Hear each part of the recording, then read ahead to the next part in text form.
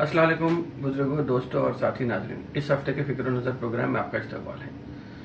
जैसा कि आप लोग जानते हैं कि भक्त आजकल बहुत ज़्यादा खुश है और भक्त को हकीकत नहीं दिख रही है और वो हकीकत से हटकर ही सोच रहे हैं। इस हफ्ते जो सबसे बड़ी बात है कि भक्तों को मुबारकबाद देना चाहिए, क्योंकि हिंदुस्तान 101वें नंबर पे आ गया है जहां तक अवाम की भूखमरी का सवाल है। ये अगर देखा जाए तो 15 हिंदुस्तान के नीचे और सही तौर पे जो मुल्क जो जहां पे ये प्रॉब्लम हो रहा है खाने का, वो और हिंदुस्तान के नीचे सिर्फ 15 मुल्क रह गए हैं। बल्कि हद तो ये है कि पाकिस्तान, बांग्लादेश और नेपाल भी हिंदुस्तान से ऊपर रहा है भूखमरी का जहां तक मामला है। अगर इसी पे हम बात करेंगे तो सीरियस भूखमरी का जो मामला है उसमें हिंदुस्तान भी उन 31 ममालिक में शामिल हो गया है जहां पे भूख का या हंगर इंडेक्स को अगर देखा जाए तो वहां पर भी हम उन 31 मुल्कों में भी हैं जहां पे हमें खुशी की तो कोई बात नहीं है, बदनामी का ही डर है यहाँ पे। खैर, इसके अटके भी अगर देखेंगे तो और कौन से ममालिक है जहां पे भूखमरी का संगीन मसला दरपेश है अवाम को, वहां के रहने वालों को। उसमें है कि अफगानिस्तान, नाइजीरिया, कांगो, मोजाम्बिक और ऐसे दीगर अफ्रीकी ममालिक हैं। 1 अरब ममालिक है जो कि लेबनान है जहां पे जंग की सूरत हाल दरपेश है। अफगानिस्तान भी उसी कैटेगरी में है। लेकिन अगर देखा जाए तो पाकिस्तान 92वें नंबर पे है जबकि हिंदुस्तान 101 पे है और नेपाल और बांग्लादेश 76वें नंबर पे है। तो ऐसा ही देखेंगे तो ये 7 सालों में सबसे बड़ा मसला ये आया है भूखमरी का हो या जिस तरीके से जो गिरावट हो रही है मुल्क की, उसमें अगर देखेंगे तो यहाँ पे सबसे ज्यादा परेशान या खाने के लिए परेशान जो लोग हैं उसमें मुसलमान हैं, SC और STs हैं। इसलिए कि आला तबकात को जो खाना मिलना चाहिए, जो पैसा उनके पास होना चाहिए जरूरियात जिंदगी पूरी करने के लिए, वो उनके पास मुहैया है। लेकिन मुसलमान, SC और ST जो रोज कमाओ और रोज खाओ पे ज्यादा अपना दारोमदार रखते हैं, वो आज सबसे ज्यादा परेशान है हिंदुस्तान में। अगर इसी से ही हम बात करेंगे तो मुसलमानों को खाने के नाम पे या बीफ रखने के नाम पे हो या खाने के नाम पे हो, तो इसमें मुसलमानों को टारगेट किया जा रहा है, जबकि दलितों को, खास तौर पे दलित लड़कियों को इस्मत रेजी का शिकार बनाने के लिए उन्हें परेशान किया जा रहा है। बात यह है कि मुसलमान और दलित को अगर हम देखेंगे तो मुसलमान तकरीबन 15% हिंदुस्तान में है और 16% शेड्यूल कास्ट की आबादी हिंदुस्तान में रहती बसती है और तकरीबन 9% के करीब शेड्यूल ट्राइब्स हैं जो हिंदुस्तान में रहते हैं। ये 3 लोगों को आज सबसे ज्यादा हर एतबार से परेशान किया जा रहा है और इसी को लेकर मैं समझता हूं कि भूखमरी का भी जो मामला है या हंगर इंडेक्स का जहां तक सवाल है, मैं समझता हूं सबसे ज्यादा परेशान अगर हैं तो यही 3 तबकात हैं। इसलिए कि अपर कास्ट के पास पैसा बहुत है और जो बैकवर्ड क्लास है उनके पास भी, तिजारत से जो मुंसलिक तबका है उनके पास भी काफी इतनी जमा पूंजी रहती है कि वो अपनी जरूरियात जिंदगी को पूरा कर सकते हैं। इस हफ्ते की बहुत बड़ी खबर थी कि जिसे यकीनन गोदी मीडिया नजरअंदाज कर दिया है, लेकिन ये एक हकीकत है कि हिंदुस्तान आज फिलवक्त खाने के मामले में बहुत ज्यादा पीछे है और हिंदुस्तान सिर्फ इन अफ्रीकी ममालिक से ही ऊपर रहा है। भक्तों को सलाम और जो हुकूमत चलाने वाले हैं उनको भी मैं सलाम करता हूँ। अगर इसी को मौजू बना के हम आगे बढ़ते हैं तो इस हफ्ते ह्यूमन राइट्स वीक मनाया जाने वाला है जो आलमी सतह पे मनाया जाता है। उसमें अगर देखेंगे तो हिंदुस्तान में इलेक्शन का सीजन गर्मा रहा है। उत्तर प्रदेश को लेकर उत्तर प्रदेश काफी हद तक खबरों में रह रहा है। तो उसी उत्तर प्रदेश से ही अगर हम शुरू करेंगे तो आपने गुज़िश्ता हफ्ते देखा कि लखीमपुर में मिनिस्टर ऑफ स्टेट का बेटा या मिनिस्टर ऑफ स्टेट के बेटे की गाड़ी या मिनिस्टर ऑफ स्टेट की गाड़ी, जो गाड़ी किसानों को रौंदते हुए चले गई, ये एक ह्यूमन राइट्स का खुली खिलाफ वर्जी है जो पूरे हिंदुस्तान को नजर आया। खुद गोदी मीडिया हो या मोदी मीडिया हो, वो भी ये बताने पे मजबूर हो गया था। इसी को लेकर अगर देखेंगे तो जैसा ही इलेक्शन, हिंदुस्तान का इलेक्शन गर्माता है, اس میں اگر دیکھیں گے تو سب سے بڑی چیز جو ہو رہی ہے کہ کہیں نہ کہیں پھر سے مسلمانوں کو ٹارگٹ کرنے کے لیے یا اقلیتوں کو ٹارگٹ کرنے کے لیے ایک حکمت عملی تیار ہوتی ہے. اسی ہفتے کی شروعات میں ہی اگر دیکھا جائے تو کرناٹکا، گجرات اور مدھیہ پردیش میں کہیں پہ ٹوپی رکھنے والوں کو مارا گیا ہے تو کہیں مدرسے کے طالب علموں کو پکڑ کر انہیں پیٹا گیا ہے. اگر اسی کی تفصیل میں جاؤں گا تو سبھی 20 سال کے کم عمر کے مسلم نوجوان ہیں جنہیں یہ ایسے زدوکوب کا سامنا کیا گیا ہے.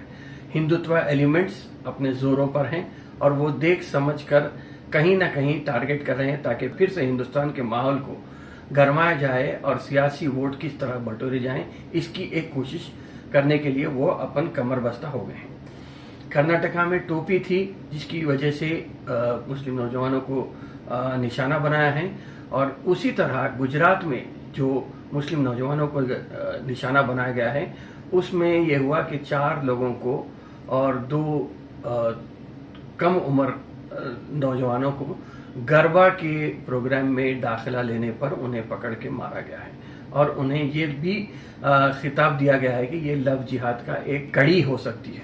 تیسری جو بات آئی تھی وہ مدرسے کے جو بچے تھے انہیں عمر اور خضر کے نام کے جو نوجوان لڑکے تھے انہیں پکڑ کے انہیں بھی زدوکوب کیا گیا ہے. تو ایسا لگ رہا ہے کہ کانپور میں بھی ایک واقعہ ہوا تھا. کانپور میں ایک سنگل فیملی وہاں پہ رہتی تھی جہاں پہ ان کو ٹارگٹ کیا گیا اور ان پر حملہ کیا گیا. جب وہ لوگ پولیس اسٹیشن پہنچے FIR درج کرانے کے لیے تو پہلے سے ہی ان کے خلاف وہاں پہ ایک FIR آلریڈی درج تھا. یہ وجہ بتائی کہ یہ لوگ ہی ظلم کر رہے تھے یا یہ لوگ ہی ظالم ہیں. اب ایسا یہ ہے کہ ہیومن رائٹس عالمی سطح پہ ہیومن رائٹس ڈے تو منایا جاتا ہے، لیکن ہندوستان میں جو ہیومن رائٹس کی خلاف ورزی ہو رہی ہے چاہے وہ کھانے کو لے کر ہو یا مذہبی اعتبار سے یا داڑھی رکھنے کے نام پہ یا ٹوپی پہننے کے نام پہ، اس کی ایک جو مثال اگر دیکھا جائے تو میں سمجھتا ہوں کہ دنیا بھر میں کہیں ایسی مثال نہیں ملتی جو انٹالرنٹ انڈیا میں خاص طور پہ 2014 سے جو انڈیا کا جو ماحول اس طرح فرقہ وارانہ بنا دیا گیا ہے یا جس طرح زہر گھولا جا رہا ہے، اس کی جو نظیر میں سمجھتا ہوں کہ پوری دنیا میں کہیں نہیں ملے گی. ایک اور اس ہفتے کی بڑی خبر تھی کہ CSDS نامی ایک تنظیم نے ہندوستان میں ایک سروے کیا ہے جس میں یہ بتایا گیا ہے کہ یقیناً سروے تو اکنامک سٹیبلٹی کے اوپر یا معاشی طور پہ کس طرح ہندوستان ترقی کر رہا ہے یا ہندوستانیوں کی جو ترقی ہو رہی ہے اس کی نشاندہی کیا گیا ہے، لیکن اس میں یہ بتایا گیا ہے کہ 33 لوگوں میں سے صرف ایک آدمی آج مکان کا مالک ہے، باقی جو 32 لوگ ہیں وہ کرائے کے مکان میں یا بلکہ ہو سکتا ہے کہ جھوپڑ پٹی میں رہنے والے لوگ ہیں. تو یہ اس کی ایک نشاندہی کی گئی. لیکن اسی سروے میں ایک بڑی بات یہ بتائی گئی ہے کہ گھر کے علاوہ گاڑی، AC، کمپیوٹر، فریج اور ٹی وی، یہ 5 جو چیز ہوتے ہیں جو ایک گھر میں ضروری مانے جاتے ہیں اکنامک انڈیکس کے طور پہ، تو اس میں یہ بتایا گیا ہے کہ ان میں بہت سارے لوگوں کے پاس یہ چیز نہیں ہے، اور جو 33 لوگوں میں یا 33 لوگوں میں ایک آدمی کے پاس یہ 5 چیز موجود ہیں. تو اس طریقے سے ہندوستان کی ترقی ہو رہی ہے. لیکن اسی سروے میں یہ سب سے بڑی بات بتائی گئی ہے کہ 2% مسلمانوں کے پاس ان سب چیزیں تھے اور اب وہ اس میں گراوٹ آ کر 1% لوگوں کے پاس یہ چیز آ گئی ہے. یقیناً یہ بات ضرور ہے کہ لوگ یہ سمجھتے ہیں کہ مسلمان ترقی کر رہا ہے. شادیوں میں جو جس طریقے سے بیجا اسراف کا جو معاملہ پیش آتا ہے ہمارے پاس، اس سے لوگ ہماری یا بلکہ میں یہ کہوں گا کہ مسلم قوم کی قسم پرسی کی بات ہو یا غربت کی بات ہو، اس کا اندازہ لگانا بہت مشکل ہے. شہروں میں لوگ خوشحال ہیں لیکن گاؤں میں اگر جائیں گے تو وہ لوگ کافی پریشان ہیں. میں سمجھتا ہوں کہ یہ سروے آنکھ کھول دینے کے لیے کافی ہے، کیونکہ فریج جو کہ 19% لوگوں کے پاس تھا وہ بڑھ کر 42% لوگوں کے پاس فریج آج ان کے گھر میں ہے. کمپیوٹر جو 10% تھا وہ 16% ہے. 16% لوگ آج اپنے گھروں میں کمپیوٹر ہو یا لیپ ٹاپ ہو یا دیگر اسی قسم کے آلات اپنے گھر میں رکھتے ہیں. لیکن کار کی جہاں تک گاڑی کی بات ہے، صرف 11% لوگوں کے پاس یا 11% ہندوستانیوں کے پاس گاڑی ہے. البتہ یہی چیز اگر دیکھیں گے تو 56% ہندوستانیوں کے پاس 2 ویلرز ہیں، اور اسی میں اگر میں زیادہ جاؤں گا تو 42% ابھی بھی ہندوستان میں لوگ ایسے ہیں جو سرکاری ٹرانسپورٹ کا استعمال کرتے ہیں، چاہے وہ RTC بس ہوں یا میٹرو ریل کا استعمال ہو، یا لوکل ٹرین کا جو استعمال ہوتا ہے، یا ٹرام سروسز کا جو استعمال ہوتا ہے.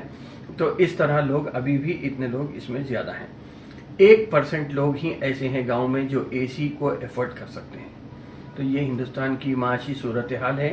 لیکن اس میں سب سے بڑی بات یہ ہے کہ جو ایسیٹ کلاس ہے اس میں مسلمانوں کی بہت زیادہ گراوٹ آ گئی ہے.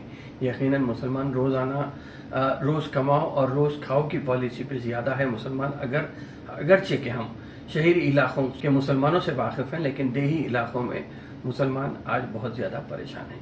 اور یہی وجہ ہے کہ اگر ہم بہار کی ہی بات کریں گے تو بہار میں جو سٹنٹڈ گروتھ ہے، مطلب جو خط چھوٹا ہو جاتا ہے، خاص طور پہ اس میں مسلمانوں کی بہت زیادہ تعداد ہے، کیونکہ وہ لوگ صرف چاول تو نہیں لیکن کنکی کے ساتھ گڑ ملا کے کھاتے ہیں. تو اس طریقے سے ایسے حالات ہیں ہندوستان بھر میں. تو میں سمجھتا ہوں کہ جو ہندو راشٹر کی بات ہے یا BJP کے محاذی تنظیمیں جو ہندو راشٹر کی بات کرتے ہیں، ہندو راشٹر ابھی بھی اگر دیکھے جائے تو ہندوستان کے مسلمانوں کے لیے کوئی میں نے سمجھتا کہ ایسے سازگار ماحول ہے. یقیناً ہندو راشٹر کے نام پر جو وائلنس ہو رہا ہے، جو لوگوں کو مارا پیٹا جا رہا ہے، چاہے وہ کھانے کے نام پہ ہو یا مذہب کے نام پہ، لیکن فی الوقت جو معاشی طور پہ مسلمان مر رہا ہے، اس سے مسلمانوں کو نکالنے کے لیے ہم سب کی ایک بڑی ذمہ داری ہے. ہمیں آگے بڑھنا چاہیے، کچھ نہ کچھ حکمت عملی کے طور پہ یا حکمت عملی بنانا چاہیے، خاص طور پہ سول سوسائٹیز. اس لیے کہ ہم دیکھے ہیں کہ پالیٹیشنز میں اگر جائیں گے تو ان مسلم علاقوں کے بھی اگر ہم دیکھیں گے جہاں پہ مسلم نمائندے منتخب ہوتے ہیں، وہاں پر بھی مسلمانوں کی جو تعداد زیادہ ہے، لیکن معاشی اعتبار سے مسلمان کمزور ہیں. تو بجائے اس کے کہ مسلم ڈومینیٹڈ ایریاز کی بات ہو یا مسلم کانسنٹریٹڈ ڈسٹرکٹ کی ہو، ہمیں یہاں پہ کچھ نہ کچھ ایک حکمت عملی بنانا چاہیے، اور مسلمانوں کی جان کی، مال کی اور معاشی طور پہ ترقی کے لیے ہمیں کچھ نہ کچھ اقدامات کرنے چاہیے.